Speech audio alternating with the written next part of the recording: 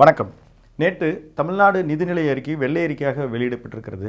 இந்த வெள்ளை அறிக்கையின் மூலமாக வெளிவந்திருக்கிற தகவல்கள் ஒரு 13 லட்சம் கோடி பொதுத்துறை நிறுவனங்களோடு சேர்த்து பெறப்பட்டிருக்கிற கடன் யார் கொடுத்தார்கள், அது எத்தனை சதவீத வட்டி, உபரி பட்ஜெட்டுகள்லாம் கொடுக்கப்பட்டிருந்த தமிழ்நாடு பட்ஜெட்டு எப்படி இப்படி கடனாக மாறியது, இதை எப்படி தீர்க்க முடியும் என்று இந்த செய்திக்கு பின்னால் பார்ப்போம்.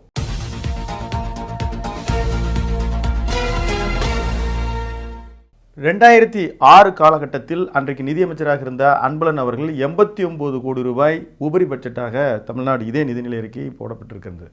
இன்றைக்கு ஒரு 13 மாநிலங்கள் உபரி பட்ஜெட் கொடுத்து வருகின்றன. ஆனால் தமிழ்நாடு உள்ளிட்ட சில மாநிலங்கள் மட்டும் அதிகமாக கடன் பெறுகிறது. அதற்கு என்ன காரணம்? முக்கியமாக 2011 காலகட்டத்தில் கூட ஒரு முறை 516 கோடி உபரி பட்ஜெட் இடப்பட்டது. அன்றைக்கு நிதியமைச்சராக ஓ பன்னீர்செல்வம் இருந்தார். அதற்கு பிறகு மெல்ல மெல்ல 2013-14 காலகட்டத்தில் உலகம் முழுவதும் ஒரு பொருளாதார மந்தம் ஏற்பட்டது. அதைத் தொடர்ந்து பெரும் கடன்கள் ஒவ்வொன்றாக பெறப்பட்டு வந்தன. முக்கியமாக அதிமுக காலகட்டத்தில் அவர்கள் கடன் பெற்றது என்பது இலவசங்கள், குறிப்பாக அந்த சைக்கிள் கொடுத்தது, நிறைய நலத்திட்டங்களை அதற்கான அவர்கள் செலவிடப்பட்ட தொகை என்பது ஒவ்வொருவரிடமும் சேர்ந்து வந்து கொண்டே இருந்தது. அதற்கு பிறகு எடப்பாடி தலைமையிலான ஆட்சி வந்தபோது அவர்கள் கொடுக்குற மானியம், அதே மாதிரி இலவசங்கள் அறிவிப்புக்காக அவர்கள் கொடுக்கப்பட்ட செலவிடப்பட்ட தொகை என்பது தொடர்ந்து அதிகரித்து கொண்டே வந்தது. அதன் பிறகு 2011 2016 காலகட்டத்தில் முடிகிற பொழுது அந்த வெள்ளை அறிக்கையின்படியே 5.13 லட்சம் கோடி கடனாக இருந்தது. இன்றைக்கு 13 லட்சம் கோடி பொதுத்துறை நிறுவனங்களோடு சேர்த்து இருக்கிறது. இது உலக வங்கி கொடுத்ததா? உலக வங்கியிலிருந்து எந்த ஒரு மாநில அரசும் நேரடியாக கடன் பெற முடியாது. இந்த மெட்ரோ மாதிரியான சில விஷயங்களுக்கு இந்திய அரசு, ரிசர்வ் வங்கி ஒரு அனுமதிக்கப்பட்ட ஒரு கடனை அவர்கள் பெற்று அதை மாநில அரசுகள் அனுபவிக்கலாம். அதே போல் சென்னை மாதிரியான மாநகராட்சிகளிலும் கூட நேரடியாக வெளியில் எங்கேயும் கடன்கள் பெறுவதற்கும் அரசின் வழியாக தான் பெற வேண்டும். அதுவும் மாநில அரசின் கீழ் தான் வரும். இப்போ இந்த கடனில் பார்த்தீங்கன்னா 2.78 லட்சம், அதாவது கிட்டத்தட்ட ஒரு 3 லட்சம் கோடி பொதுத்துறை நிறுவனமான மின்சார வாரியத்திற்கு பல்வேறு தலைப்பின் கீழ் அவர்கள் பெற்றிருக்கிறார்கள். இதில் இன்னொரு விஷயம் என்னென்னா, இதே மின்சார வாரியம் அந்த டான்ஜெட்கோலாம் முதலீட்டுகளை பெற்று மக்களுக்கு வட்டிகளெல்லாம் கொடுத்து வராங்க. இந்த ஒட்டுமொத்த 13 லட்சம் கோடிக்கு 67,000 கோடி வருடம் முழுவதும் வட்டி கட்டப்படுவதாக சொல்லப்படுவதன் அடிப்படையில் பார்த்தா 7% வட்டியை தமிழ்நாடு அரசு செலுத்தி கொண்டிருக்கிறது. இப்படியாக தொடர்ந்து இலவசங்களுக்கு கொடுக்கப்பட்டு வந்திருந்த இதே தொகை உரிமைத்தொகை என்கின்ற ஒரு விஷயம் நேரடியாக பணமாக கொடுக்கப்படுகிற பொழுது அது 7,000 கோடியாக வருடத்திற்கின்றது. தற்பொழுது 13,000 கோடி செலுத்தப்பட்டு வருகிறது. பிடிஆர் பழனிவேல் தியாகராஜன் அவர்கள் நிதியமைச்சராக பொறுப்பேற்ற பொழுது முன்னாள் ரிசர்வ் பேங்கினுடைய கவர்னராக இருந்த ரகுராம் ராஜன் உட்பட நோபல் பரிசு பெற்ற 5 பேரெல்லாம் வச்சு இந்த பொருளாதாரத்தை எப்படி சீர்படுத்துதுன்னு சொல்லி கடைசியாக முடிவில் பார்த்தா இன்னொரு 5 லட்சம் கோடி தான் வாங்கி வைத்திருக்கிறார்கள். அப்போது கடன் என்பது இன்றைக்கு பிறக்கிற ஒரு குழந்தைக்கு பிறந்த குழந்தையினுடைய தலையில் 1.25 லட்சம் கோடி ரூபாய் இருக்கிறது என்பது. இப்போ இதற்கு பதிலளித்து பேசிய தங்கம் தென்னரசு, நாங்கள் முன்னாள் நிதியமைச்சர் அவர் நாங்கள் அனுமதிக்கப்பட்ட அளவில் தான் பெற்றிருக்கோம். இந்த தாவேக அரசு முடிகிற பொழுது நீங்கள் வைத்திருக்க இலவசங்களை எல்லாம் நிறைவேற்றினால் இந்த அரசு முடிவும் பொழுது 20 லட்சம் கோடி வரலைன்னா நான் அரசியல் வாழ்க்கையை விட்டு விலகிறேன். இப்படியாக கடன்களை அடுக்கிக் கொண்டே போவதற்கு மிக முக்கியமாக காரணமாக இருப்பது இலவசங்களை பணமாக கொடுப்பது. இந்த மகளிர் உரிமை தொகை அப்படின்றத ஒரு மாற்றுத்திறனாளிகள், அதே போல் ஒரு சிங்கிள் உமனாக வாழ்க்கையில் சிரமப்படுபவர்கள், முதியோர் உதவித்தொகை, இதை தவிர்த்து விட்டு இதை மேலும் பணமாக கொடுத்து கொண்டே இருந்தால் பல்வேறு சிக்கல்கள் தமிழ்நாடு பொருளாதாரம் சிக்கத்தான் நேரிடும்.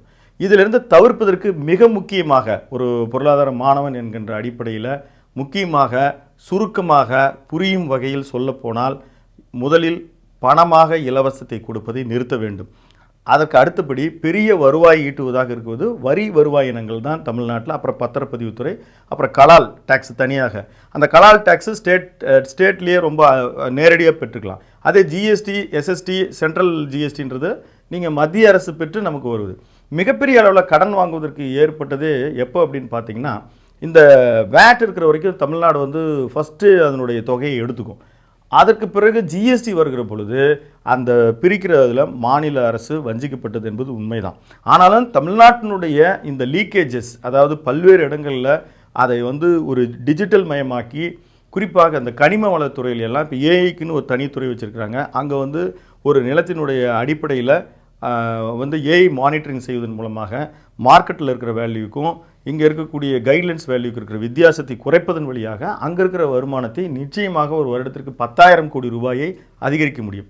அதே மாதிரி கலால் வரி இப்போ நம்ம மதுவிலக்கே கூடாது அப்படின்றது தான் நம்மளுடைய நோக்கமாக இருந்தாலும் கூட அங்கே இருக்கக்கூடிய லீக்கேஜஸ் அதில் வந்து அந்த பாட்டில்களில் QR கோடுகள் இடுவதன் மூலமாக கலால் வரி செலுத்தாமல் ஒரு பாட்டில்கள் கூட கடைக்கு உள்ளேயும் வரக்கூடாது, விற்பனைக்கும் செல்லக்கூடாது. அது மாதிரி செல்வதன் வழியாக நிச்சயமாக இன்றைக்கு இருக்கிற வியாபாரத்தின் அடிப்படையிலே ஒரு 20,000 கோடி ரூபாயை வருடத்திற்கு சரி செய்ய முடியும்.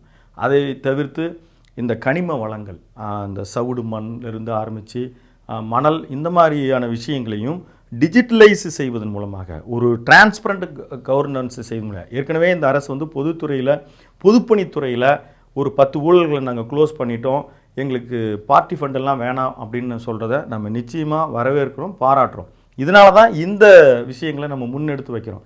முந்தைய அரசுகள் செய்ய தவறிய விஷயங்களை முந்தைய அரசு செய்திருக்கிற ஒரு மெத்தட், இதை முழுமையாக தவிர்த்து மக்களுக்கு நெருக்கமாக அதிகார பரவலாக்குதல். அப்படின்னா ஒரு பாராளுமன்றத்தில் செய்யக்கூடிய ஒரு விஷயங்களை பாராளுமன்றத்தில் தான் செய்ய வேணும். அதே நேரத்தில் ஒரு உள்ளாட்சி நிர்வாகத்தை தேர்ந்தெடுத்து அவர்கள் செய்யக்கூடிய வரி வருவாய் இனங்களை அவர்கள் பெருக்கிக் கொள்வது, அவர்கள் செலவு செய்வது, இந்த மாதிரி சின்ன சின்ன விஷயங்கள் அதிகாரங்களை கீழே செல்லும் பொழுது அதிலும் பெருமளவு ஊழல்கள் தவிர்க்கப்படும். இது ஒரு பெரிய ப்ராஜெக்ட், இது தனியாகவே நம்ம பேசலாம்.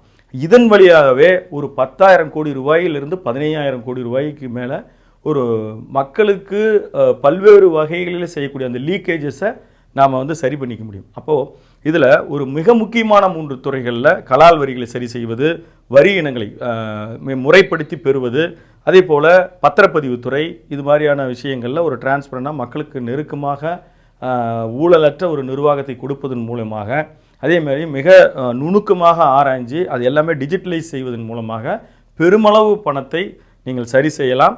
அதே நேரத்தில் ஒரு 13,000 கோடி தான், பல லட்சம் கோடி கடன்கள் பெற்றிருக்கிறார்கள், பெண்களுக்கு கொடுக்கக்கூடிய உரிமை தொகை தான் உங்களுக்கு பிரச்சனையா அப்படின்னு எல்லாம் கேட்டால் அது ஒவ்வொரு வருடமும் உங்களுக்கு அது அதிகமாகிட்டே போகும். 67,000 கோடிகளை நம்ம வட்டி மட்டும் செலுத்துகிறோம் என்பதை நினைவில் கொண்டால் இந்த தாவேகாவினுடைய வெற்றி என்பது பல்வேறு விஷயங்களை அவர்களுக்கு வந்து முதன்மையாக காட்டுகிறது. என்னென்னா அவங்க பெருமளவு பணம் செலவழிக்காமல் வென்றிருக்கிறார்கள்.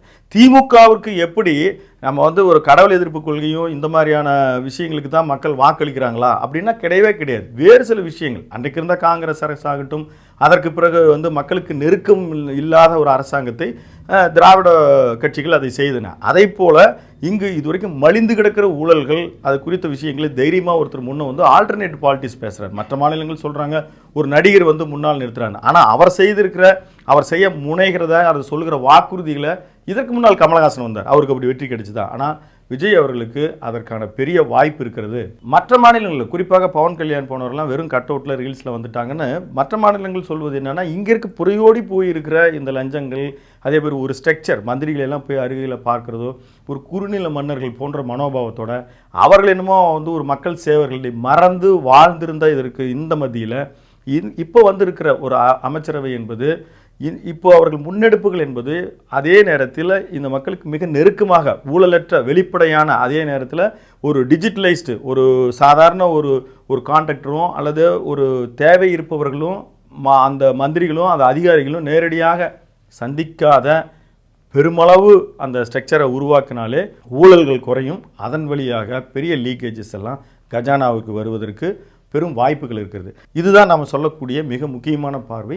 மேலும் சில விஷயங்களை தனித்தனியாகவே நாம் தொகுத்து இந்த கடன்களை எந்த அளவிற்கு விரைவில் அடைக்க முடியும், இது வந்து வெறும் எண்கள் தான் அப்படின்ற வகையில் இதை அணுக வேண்டும் என்கின்ற இந்த செய்தியை மற்றொரு காணொளியில் இன்னொரு விரிவான ஒரு சந்தர்ப்பத்தில் சந்திப்போம். நன்றி, வணக்கம்.